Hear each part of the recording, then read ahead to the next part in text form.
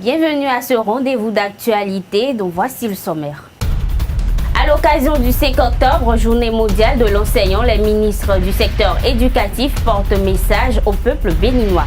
Dans le cadre de la 6e section extraordinaire de l'année 2017 au Parlement, le député Akhenatonde plaide pour la transformation des produits auprès de ses pairs à suivre. Maître Roula, reçu en invité sur Esaü TV, nous donne des précisions sur l'affaire Banamé.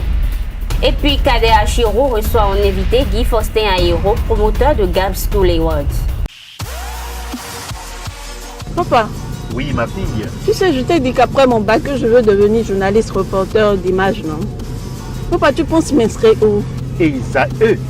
Esaü, papa. Waouh! Maman, maintenant que j'ai eu le bac, je veux faire les finances et trésors. Tu comptes m'inscrire où? Esaü, mon fils. Esaü? Oui, maman! Papa, Oui. tu sais qu'après mon bac, je veux être diplomate, non? Et tu comptes m'inscrire dans quelle université? Mais Esaü, naturellement. Esaü? À Esaü, vous êtes bien formé dans les filières comme administration du travail et de la sécurité sociale, administration générale et territoriale, administration des impôts, gestion des marchés publics, planification et développement local, droit et sciences politiques, sciences économiques et de gestion. Esaü, c'est aussi sa télé numérique Esaü TV et son journal L'Informateur. Esaü, c'est à Bedjromede, 3e rue après le carrefour 16 ampoules allant à Jericho. Numéro de téléphone 98 98 14 00 96 80 55 11 90 93 65 21. Esaü, l'excellence a un nom. À nouveau, bonsoir. Démarrons par l'invité. Bonsoir Kader. Bonsoir Billy Laibi, chers amis internautes, bonjour. L'école supérieure d'administration, d'économie du journalisme et des métiers de l'audiovisuel Esaü a reçu dans l'après-midi de ce mardi 3 octobre 2017 le prix GAB 2016 de la meilleure université du Bénin dans la catégorie innovation pour avoir pris l'initiative de créer une web TV, en l'occurrence Esaü Télévision, une chaîne d'information générale et d'analyse qui émet sur Internet depuis plus de 2 ans. À cet effet, je reçois pour vous Guy Faustin Agnero. Il est le promoteur Gab School Awards, les trophées des grandes universités privées du Bénin. Guy, bonjour. Bonjour. Comment vous allez? Ça va. Alors bien, pourquoi merci. le concept déjà? Alors, ça fait depuis 4 ans que nous organisons cet événement. Et permettez-moi déjà de dire merci à tous les partenaires qui nous suivent, qui nous accompagnent. Permettez-moi de dire merci également à la marraine, Mme Violette Didjo, PCA de la GAB, qui nous accompagne sur cet événement depuis 4 ans. Et permettez-moi encore de dire merci à la direction générale de la GAB, qui a bien voulu nous accompagner sur cet événement. En effet, depuis les 23, 24 et 25 août, on démarrait à Blue Zone Zongo, le salon de l'étudiant et du premier emploi, le forum orientation, emploi et entrepreneuriat des jeunes et le dîner de gala qui récompense les meilleurs étudiants au BTS, les entreprises qui accompagnent l'éducation au Bénin et les écoles dans différentes catégories. Alors comment avez-vous distingué Esaü déjà? Comment avez-vous pu remarquer Esaü? Alors, nous distinguons les écoles dans 4 catégories. La catégorie infrastructure qui concerne les bâtiments, la catégorie logistique qui concerne le matériel, la catégorie innovation qui concerne les produits innovants que les écoles proposent, et donc et la catégorie accueil pour les écoles qui misent sur la diversité, la mixité des apprenants. Et nous avons pour cette édition distingué Esaü et l'école Esaü pour avoir mis en place Esaü TV. Et nous nous sommes dit, voici une école qui allie théorie et praticité, donc qui permet aux étudiants, une fois formés, de s'acclimater avec déjà le matériel qui concerne leur métier. Alors, voilà. Quelles sont vos perspectives d'avenir déjà? Alors, nous sommes inscrits dans un cadre purement social. Donc, nous avons déjà l'assurance des étudiants que nous sommes en train de promouvoir avec la Générale des assurances du Bénin. Donc, il y a un forfait qui a été décidé et donc qui permet à tous les étudiants du Bénin d'être assurés et d'être suivis. Nous sommes également en train de travailler sur un projet de bourse d'excellence pour les nouveaux bacheliers qui ont au-delà de 12 de moyenne. Parce que nous primons des étudiants qui sont réputés être meilleurs dans leur filière, mais également nous voulons suivre de nouveaux bacheliers et conduire ces nouveaux bacheliers-là dans le chemin de l'excellence. Donc c'est pour ça que nous demandons aux écoles de nous mettre à disposition des bourses d'études et beaucoup d'écoles nous accompagnent et certainement Esaü sera avec nous aussi. Merci à vous, Guy Faustin Agnero. Je rappelle que vous êtes le promoteur GAB School Awards, les trophées des grandes universités privées du Bénin. Merci d'être passé dans le journal de EZAE TV. Lila Ibi. Merci Kader. Merci. C'était l'invité avec Kader Achirou. Le 5 octobre symbolise la journée mondiale de l'enseignant. Cette journée, bien connue dans le monde de l'enseignement, est à sa 24e édition qui sera célébrée demain, jeudi 5 octobre, à Parakou.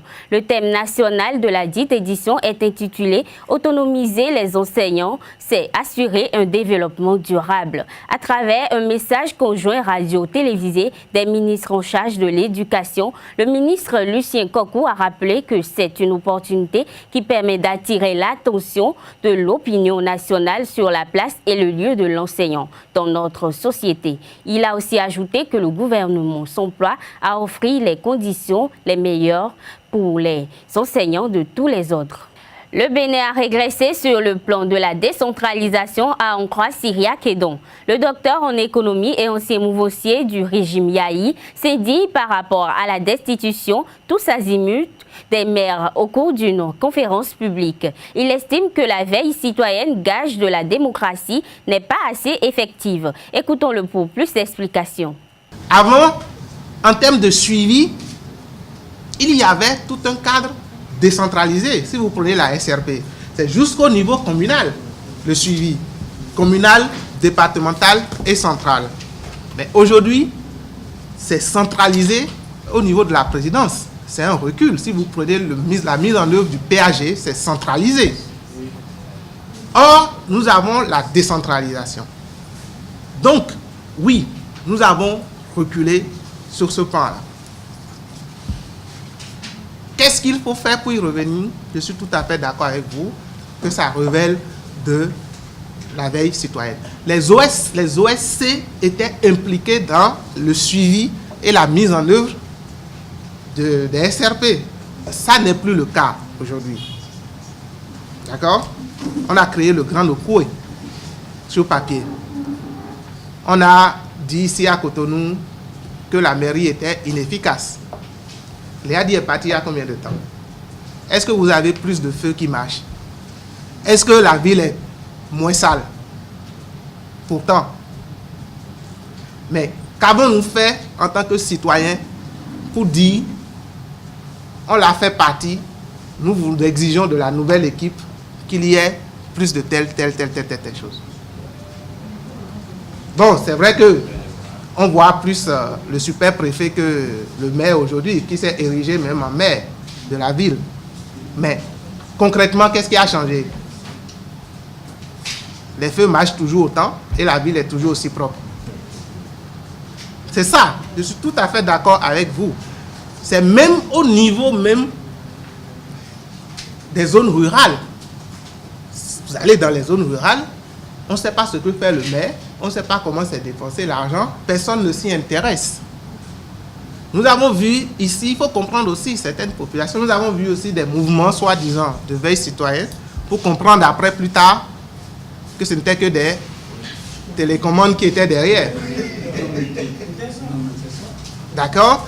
Donc, ça fait que beaucoup se sont cachés sous la coupole des organisations de société civile pour créer des trucs et tout.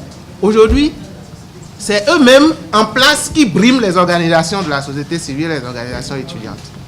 Mais nous restons dans le silence total. Et c'est là que je dis que les vigilants ont un rôle à jouer. Mais les vigilants n'agiront pas seuls.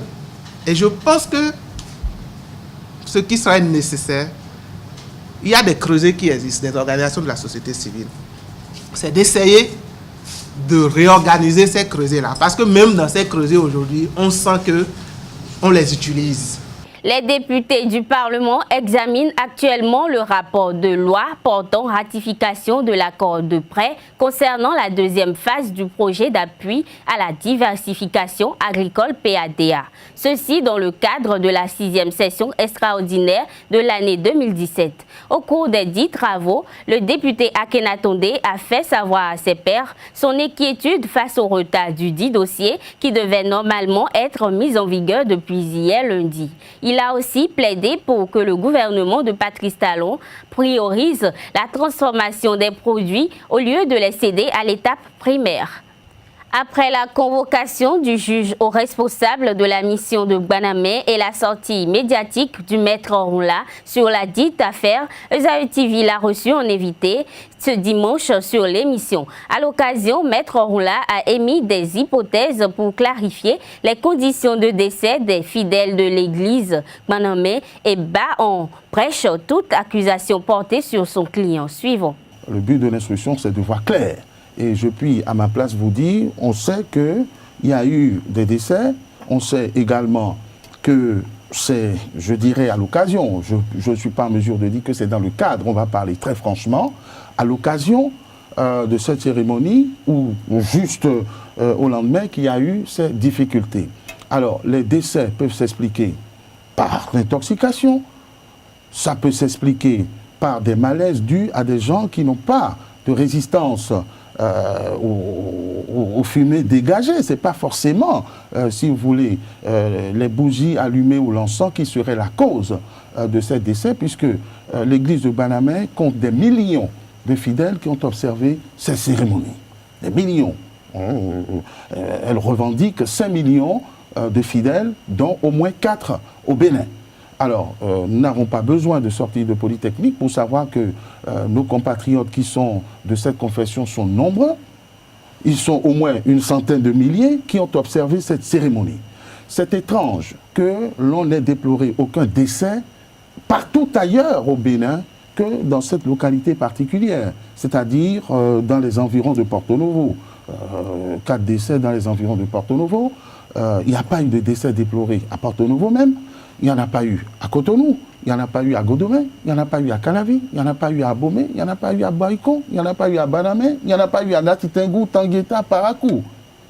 Ça veut dire qu'on peut raisonnablement exclure l'entière responsabilité ou la cause, l'explication de la cause de ces décès aux bougies et aux encens qui ont été utilisés puisque tous proviennent des mêmes sources. La deuxième observation, c'est que on ne sait pas quel usage a pu être fait de ces bougies dans les familles où on a malheureusement déploré ces drames. Donc c'est vous dire que c'est l'humilité et la prudence qui s'imposent dans le déroulement de cette affaire plutôt que les jugements hâtifs qui cachent mal une certaine volonté d'en découdre avec cette église de Gbanamé que l'on aime ou que l'on n'aime pas.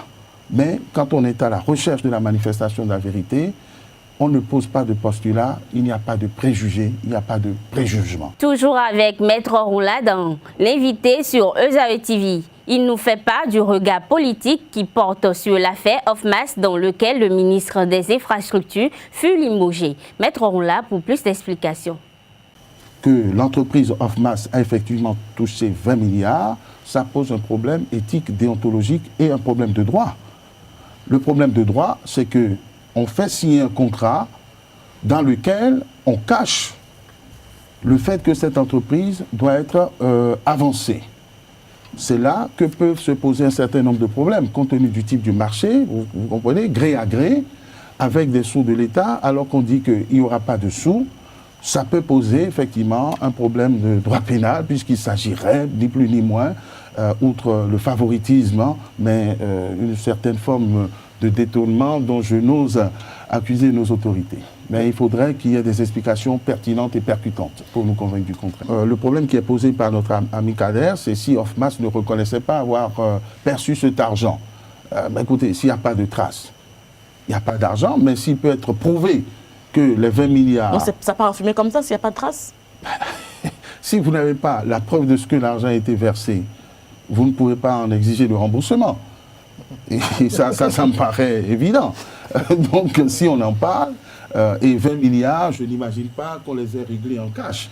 Il y a certainement eu un virement d'un compte du trésor public béninois vers cette entreprise. Parce que si l'argent vient d'ailleurs, je ne discute pas. Traçabilité quand même. Je n'en discuterai même pas. Le problème qui est posé aujourd'hui, est-ce que ces 20 milliards ont été virés du trésor public béninois vers cette entreprise? Si oui, il faudra qu'on nous explique pourquoi. Et si les travaux ne sont pas faits, en principe, Ofmas devrait les retourner. Mais il se pourrait très bien que Hoffma s'entoure de très bons professionnels qui se disent que ce qui est pris n'est plus à rembourser et que si les travaux n'ont pas été exécutés, c'est parce qu'on les en a empêchés. Ça s'appelle les dommages et intérêts.